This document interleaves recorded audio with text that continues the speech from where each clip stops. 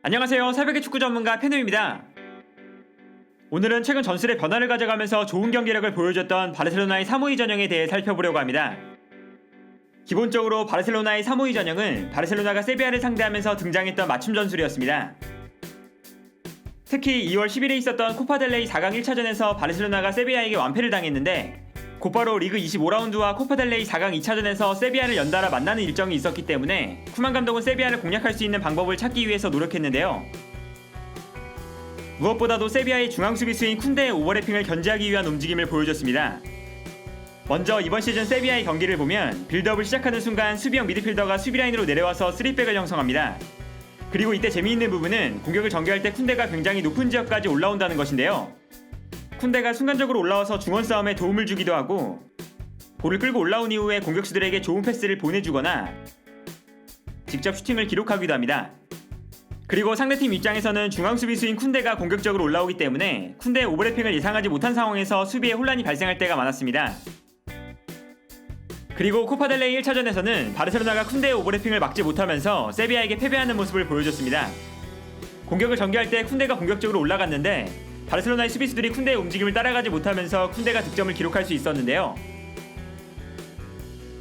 이처럼 코파델레이 1차전에서 패배할 때 쿤데의 오버래핑에 흔들리는 모습을 보여줬던 바르셀로나는 352 포메이션으로 변화하면서 최전방에 위치한 덴벨레가 쿤데의 플레이를 방해하기 시작했습니다.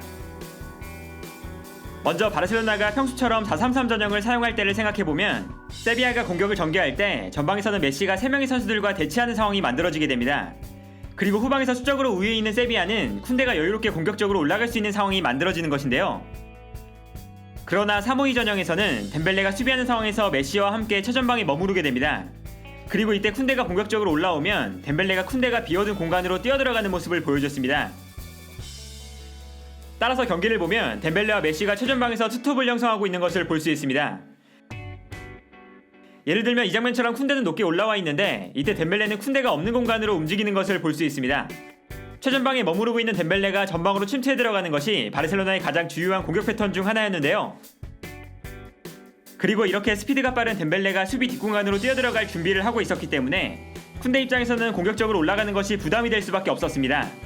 결과적으로 덴벨레를 전방에 배치하는 것은 덴벨레의 스피드를 통해서 쿤데의 움직임을 방해한다는 점에서 봤을 때 훌륭한 선택이었는데요. 또한 바르셀로나는 352 전형을 활용해서 쿤데의 움직임을 방해할 뿐만 아니라 세비야의 후방 빌드업을 훌륭하게 막아내는 모습도 보여줬습니다. 세비야는 보통 페르난도가 수비라인 앞으로 내려오면서 최후방 수비수들과 페르난도를 시작으로 볼을 전개하는데요. 이때 바르셀로나는 메시와 덴벨레가 세비야의 중앙 수비수들을 압박하고 페드리가 페르난도를 압박하는 형태가 자연스럽게 만들어졌습니다. 한편 공격 상황에서는 데스트를 측면 공격수에 가까운 형태로 활용한다는 것이 특징이었습니다. 쿤데를 견제하기 위해서 덴벨레가 왼쪽에 치우쳐서 플레이하는 장면이 많았기 때문에 바르셀로나는 오른쪽 측면에서 공격적으로 움직여줄 선수가 부족했는데요. 이때 쿠만 감독은 데스트를 공격적으로 올려서 오른쪽 측면 공격을 보완했습니다. 따라서 바르셀로나가 공격하는 장면을 보면 데스트가 측면에서 굉장히 공격적으로 올라오는 모습을 자주 볼 수 있는데요. 그리고 데스트를 공격적으로 기용할 수 있는 이유는 후방에 민구에사가 있기 때문입니다. 준수한 스피드를 가지고 있는 민구에사는 중앙 수비수와 측면 수비수를 모두 소화할 수 있는 선수인데요. 따라서 데스트가 공격적으로 올라갔을 때 민구에사는 오른쪽 측면으로 움직이면서 데스트의 측면 공간을 커버해주고 바르셀로나는 자연스럽게 왼쪽에 알바, 오른쪽에 민구에사가 위치하는 포백을 형성할 수 있었습니다. 특히 바르셀로나는 데스트가 공격에 가담했다가 돌아오지 못했을 때 민구에사가 데스트의 뒷공간을 커버하고 왼쪽에는 알바가 위치하면서 자연스럽게 포백이 만들어지는 장면을 자주 보여주고 있습니다. 그리고 이처럼 윙백인 데스트가 공격적으로 전진하는 오른쪽에 비해서 왼쪽에서는 알바가 공격적으로 전진하기보다 수비적인 밸런스를 신경쓰면서 포백을 형성하는 경우가 많습니다. 대신 공격 상황에서는 덴벨레가 측면으로 빠져들어가면서 측면 공격을 주도하는데요. 결과적으로 왼쪽에서는 덴벨레, 오른쪽에서는 데스트가 좌우 측면 공격을 담당하게 됩니다. 예를 들어 이 장면을 보면 데스트가 높은 위치까지 올라와 있을 때 반대편 측면에서 알바는 상대적으로 높은 위치까지 올라가 있지 않습니다. 대신 덴벨레가 측면으로 뛰어들어가면서 측면 공격을 담당하는데요. 한편 공격이 진행되면서 알바가 공격적으로 올라오면 덴벨레는 다시 중앙으로 돌아가는 것을 볼 수 있고 이때는 알바와 데스트가 좌우 측면에 배치됩니다. 그리고 이러한 특징은 경기 기록으로도 명확하게 나타납니다. 데스트가 공격적으로 전진하는 것에 비해서 알바는 상대적으로 높은 지역까지 올라가지 않기 때문에 두 선수의 히트맵을 비교해보면 데스트가 훨씬 높은 곳에서 플레이하고 있다는 것을 알 수 있는데요. 또한 공격 상황에서 살펴볼 수 있는 또 다른 특징은 덴벨레가 측면뿐만 아니라 경기장 전체를 자유롭게 돌아다니면서 플레이한다는 것입니다.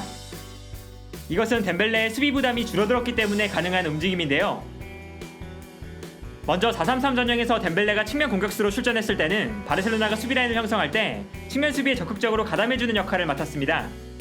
따라서 4-3-3 전형에서는 바르셀로나가 수비에서 공격으로 나갈 때 덴벨레가 낮은 위치에 있기 때문에 덴벨레가 상대방 진영으로 움직이기 위해서는 많은 거리를 움직여야 했습니다. 그러나 3-5-2 전형에서 덴벨레는 바르셀로나가 수비하는 상황에서도 낮은 위치까지 내려오지 않고 전방에 머무르는데요. 여기서 스피드가 빠른 덴벨레는 전방에 머무르다가 바르셀로나가 수비에 성공하는 순간 상대 수비의 뒷공간으로 뛰어들어가는 역할을 맡았습니다. 그리고 이때 덴벨레는 한쪽 측면으로만 침투해 들어가는 것이 아니라 자유롭게 움직이면서 다양한 방향으로 달려나가는데요. 덴벨레의 수비 부담을 줄여주면서 덴벨레의 스피드를 극대화시키려는 쿠만 감독의 의도라고 할 수 있습니다. 따라서 경기를 보면 덴벨레가 전방에 위치하다가 수비 뒷공간으로 침투해 들어가는 모습이 계속해서 나타나게 됩니다. 상대의 수비 뒷공간에서 덴벨레의 빠른 스피드가 훌륭하게 발휘되고 있는데요. 그러나 쿠만 감독이 전방에서 덴벨레의 스피드를 중요하게 생각하면서 3-5-2 전형에서 메시와 덴벨레가 투톱을 형성할 때 그리즈만은 선발 라인업에서 제외되는 경기가 많아지고 있습니다. 그리즈만을 효과적으로 활용하지 못한다는 것이 3-5-2 전형의 아쉬운 점이라고 할 수 있는데요. 한편 3-5-2 전형에서 볼 수 있는 또 다른 장점은 부스케츠의 수비적인 단점이 보완되는 모습을 보여주고 있다는 것입니다. 먼저 4-3-3 전형을 사용할 때 바르셀로나의 움직임을 보면 페드리와 더용이 공격에 적극적으로 가담하는데 이때 부스케츠가 중원에서 커버해야 하는 공간이 너무 크다는 것이 문제였는데요.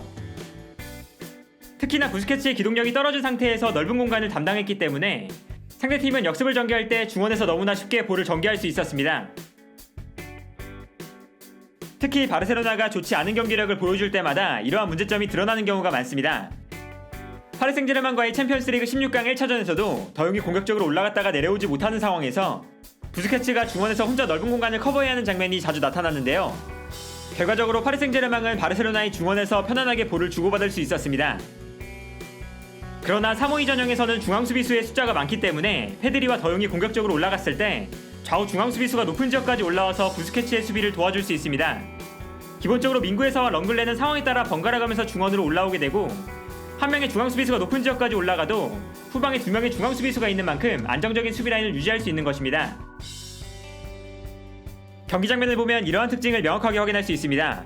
상대팀이 공격을 전개하는 상황에서 부스케츠가 중원에 위치하고 있는데 이때 민구에서가 과감하게 올라와서 부스케츠와 동일선상에 머무르고 있고 상대의 공격을 차단하는 장면인데요. 부스케츠와 민구에서 렁글레의 히트맵을 비교해보면 이러한 특징을 명확하게 확인할 수 있습니다. 먼저 부스케츠는 중원에서 많은 활동량을 가져갔는데 이때 민구에서와 렁글레의 히트맵을 보면 두 선수가 부스케츠만큼이나 높은 지역에서 플레이하는 상황이 많았다는 것을 알 수 있습니다.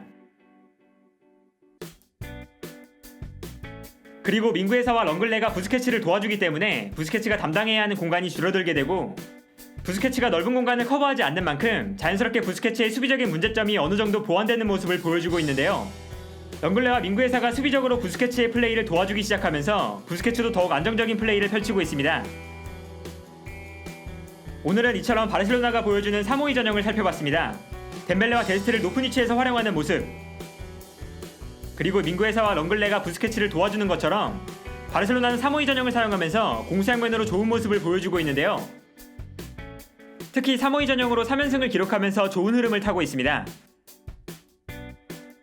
과연 바르셀로나가 3-5-2 전형을 계속해서 활용해 나갈 것인지, 그리고 3-5-2 전형이 바르셀로나에게 터닝 포인트가 되어줄 수 있을지 이번 시즌 바르셀로나 경기를 보는 관전 포인트가 아닐까 합니다. 오늘 영상은 여기까지고요. 시청해주셔서 감사합니다.